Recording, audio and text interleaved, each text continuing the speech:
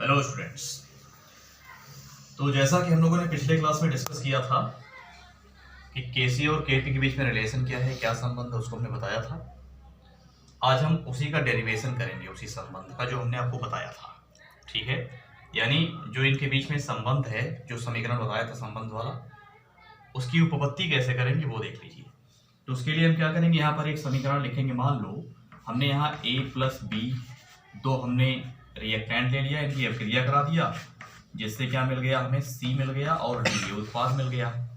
तो अगर हम बैलेंस करेंगे तो यहाँ पर A आ जाएगा, यहाँ पर B आ जाएगा, यहाँ पर C, यहाँ पर D। हमने बैलेंस किया इनको। बैलेंस करते टाइम जो नंबर लिखते हैं उसको हम लोग क्या बोलते हैं, स्टोइकियोमेट्री लिखते हैं। तो A की स्टोइकियोमेट्री क्या है, A है, और B की B है, उसी तरह C की C, D की D। अब अगर इस इक्वेशन के लिए हम KC एंड KP दोनों को एक्सप्रेस कर रहे हैं तो देखिएगा, यहाँ पर KC बराबर आ जाएगा कंसंट्रेशन ऑफ C की power C into concentration of D की पावर क्या आ जाएगा, D upon concentration of A की पावर A इंटू B की पावर B। ये पहले भी बताया था हमने आपको। इस तरह से हमने एक्सप्रेशन कर लिया, इक्वेशन नंबर फर्स्ट।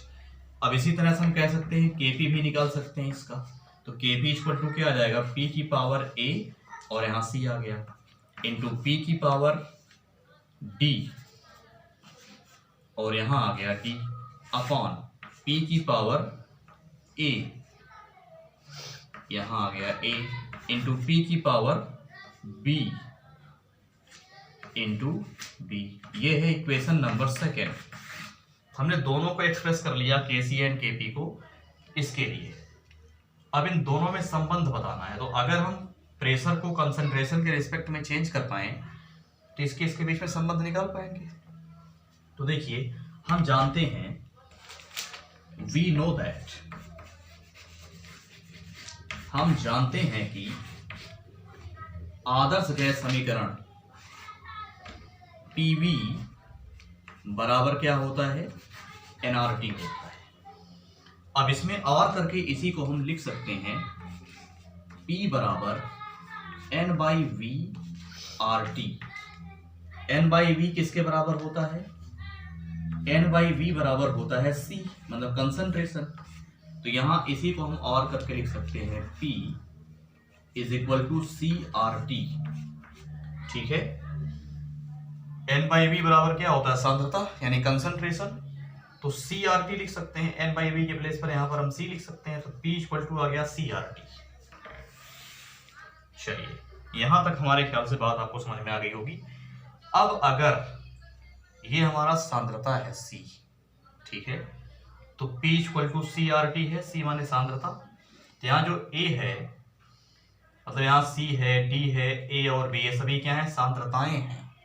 तो इसी प्रकार अगर यहाँ पर हम कोई PI लेते हैं तो यहाँ CIRT हो जाएगा, मतलब कोई पर्टिकुलर कंपोनेंट यहाँ लेंगे तो उसी की सांद्रता गुणे RT हो जाएगा।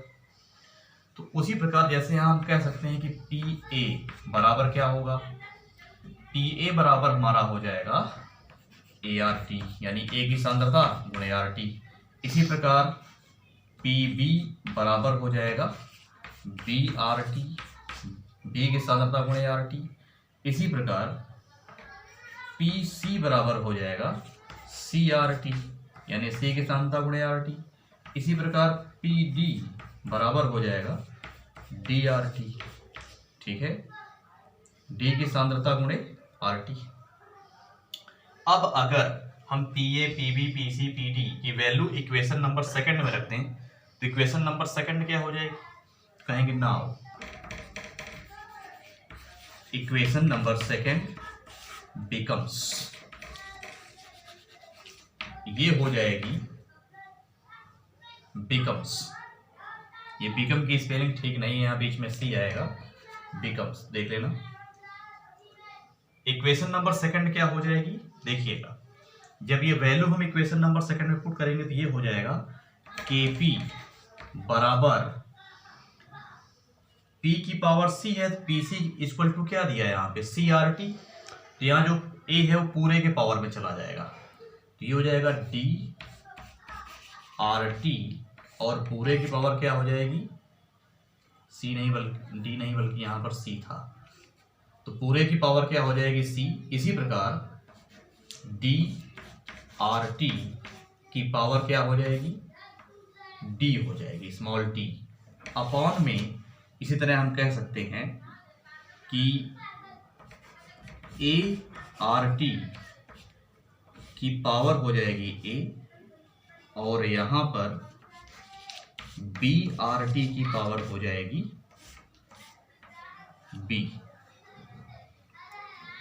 अब अगर इसको हम सॉल्व कर लें, क्योंकि इसमें जगह नहीं है, आप इसको पुश करके नोट कर लीजिए, इसको इरेज करके फिर हम आगे सॉल्व कर रहे हैं, ठीक है। अब अगर हम इसी को आगे सॉल्व करें, हमें दूसरी इक्वेशंस मिलेंगी। इसको अगर हम आगे सॉल्व करते आ जाएगा के पी बराबर सी की पावर सी इंटू आर टी की पावर क्या आ जाएगी, सी। इसी प्रकार डी की power D into R T की पावर क्या आ जाएगी, आर टी की पावर डी आ जाएगी, अपॉन में ए की पावर ए इंटू आर टी की पावर ए, ठीक है ना। और यहाँ b की power b into R T की पावर b। अब c एंड d को एक तरफ कर लो तो ये आर टी एक तरफ हो जाएगा, तो इसी को हम और करके लिख सकते हैं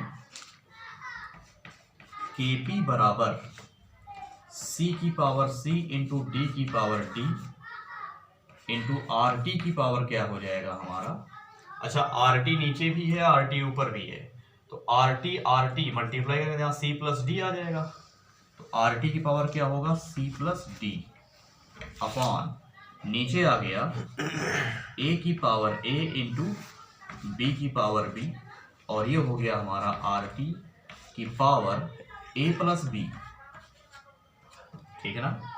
अब क्या इतनी वैल्यू को हम क्या लिख सकते हैं, के सी लिख सकते हैं, ऑफ कोर्स लिख सकते हैं, क्योंकि के सी के बराबर है, तो इसी को आर करके लिख सकते हैं हम, के पी बराबर इतनी वैल्यू हमारी किसके बराबर हो जाएगी, के सी के बराबर हो जाएगी, ये हो गया के सी। और आर टी को आर डी से भाग देंगे तो जो ऊपर वाली वैल्यू है सी प्लस डी और नीचे वाली वैल्यू है ए प्लस बी, इसमें से इसको माइनस कर देंगे, आधार समान होने पर भाग देने पर पावर को आपस में माइनस कर लेते हैं, घटा लेते हैं। तो अगर हम इसको इसके पूरे मोल्स को n मान लें, n1, और इसको n2 मान लें, तो n1 माइनस n2 क्या आ जाएगा, डेल्टा n। इसको हम लिख सकते हैं आर टी की पावर डेल्टा n, और यही रिलेशन हमने आपको बताया था, इसको एक्सप्लेन किया था कि जो इसमें केपी है, केपी की वैल्यू डेल्टा n पर डिपेंड करती है। तो ये इसका डेरिवेशन था स्टूडेंट्स। आई होप आपको ये समझ में आया होगा। इस क्लास में इतना ही।